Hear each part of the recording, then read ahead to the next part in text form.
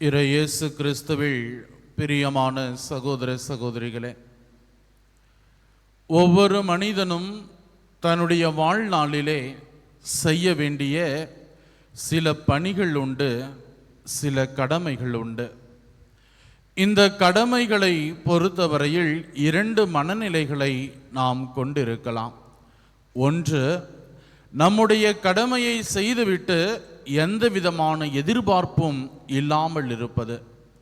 இந்த எதிர்பார்ப்பு என்பது பணமாக இருக்கலாம், பாராட்டாக இருக்கலாம், எதுவாக வேண்டுமானாலும் இருக்கலாம். இரண்டாவது மனநிலை, எந்தவித எதிர்பார்ப்பும் இல்லாமல் தன்னுடைய கடமையை செய்வது. இந்த இரண்டு மனநிலைகளிலே இரண்டாவது மனநிலைதான் ஒரு நற்செய்தி பணியாளருக்கு உரிய மனநிலையாக இருக்க வேண்டும் என்று புனித பவுலடியார் மிக அழகாக எடுத்துரைக்கிறார். அவர் இந்த இரண்டாவது மனநிலைக்கு தன்னுடைய வாழ்வையே, தன்னுடைய நற்செய்தி பணியையே அவர் எடுத்துக்காட்டாக முன்வைக்கிறார்.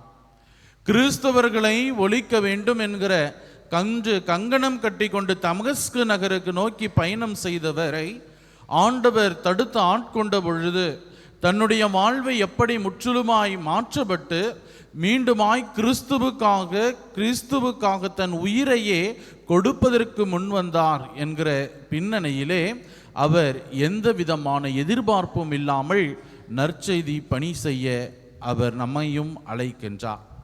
அத்தகைய நற்செய்தி பணி செய்பவர்கள் எந்த விதமான எதிர்பார்ப்பும் இல்லாமல் இருக்க வேண்டும்.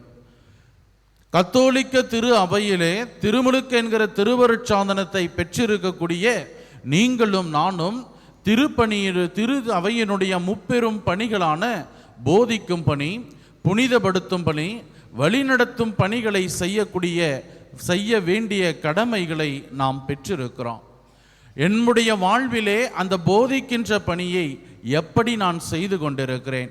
எதிர்பார்ப்புகளுடனா அல்லது எதிர்பார்ப்புகளின்றி நான் என்னுடைய பணியை செய்து கொண்டிருக்கிறேனா என்று நாம் சிந்திக்க வேண்டும். இன்றைய நற்செய்தி வாசகத்திலே லூக்கா நற்செய்தியாளர் பார்வையற்ற ஒருவர் மற்றவருக்கு வழிகாட்ட இயலுமா என்கிற ஒரு கேள்வியை நம் முன் வைக்கிறார். இயேசுவில் பிரியமான சகோதர சகோதரிகளே, ஒவ்வொரு கத்தோலிக்க கிறிஸ்தவனுடைய வாழ்வும் அடுத்தவர்களுக்கு வழிகாட்டக்கூடிய ஒன்றாக இருக்க வேண்டும்.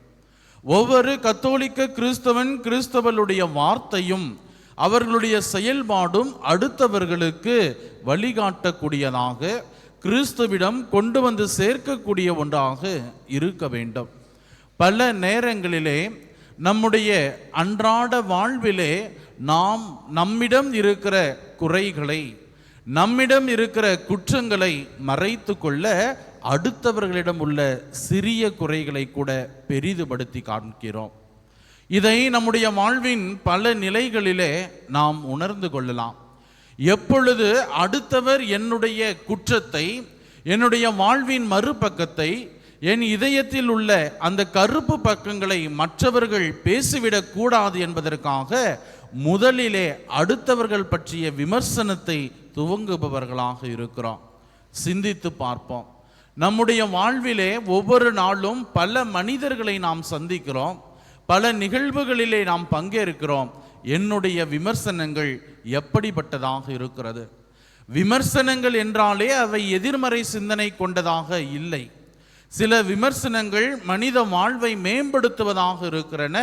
சில சிந்தனைகள், சில விமர்சனங்கள் மனித வாழ்வை அழிப்பதாக இருக்கிறன. அடுத்தவர்கள் மீது நாம் அடுத்தவர்கள் மீது நாம் செய்கின்ற விமர்சனங்கள் அடுத்தவனுடைய வாழ்வை மேம்படுத்துவதாக இருக்க வேண்டும். ஆனால் பல நேரங்களிலே அடுத்தவர்களுடைய வாழ்வை அதை அழிக்கக்கூடிய ஒரு நிலைக்கு செல்வதையும் நாம் சிந்திக்கிறோம். சிந்தித்து பார்ப்போம். நாம் அடுத்தவர்கள் மீது செய்யக்கூடிய அந்த விமர்சனங்கள் நேர்மறையான விமர்சனங்களாக இருந்து அவர்களிடையே அந்த குற்றங்கள் இருந்தால் கூட அடுத்தவர்கள் முன்பாக அதை சுட்டி காட்டி அவரை மனம் நோக செய்யாமல் அவரோடு தனிமையில் பேசி அவரையும் அந்த நிலையிலிருந்து வெளிக்கொணர நாம் முயற்சி செய்வோம். நற்செய்தி பணியை எந்தவித எதிர்பார்ப்பும் இல்லாமல் செய்யவும், அடுத்தவர்களுடைய வாழ்விலே நாம் ஒளியேற்றக்கூடியவர்களாகவும் வாழ வரம் வேண்டி ஜெபிப்போம்.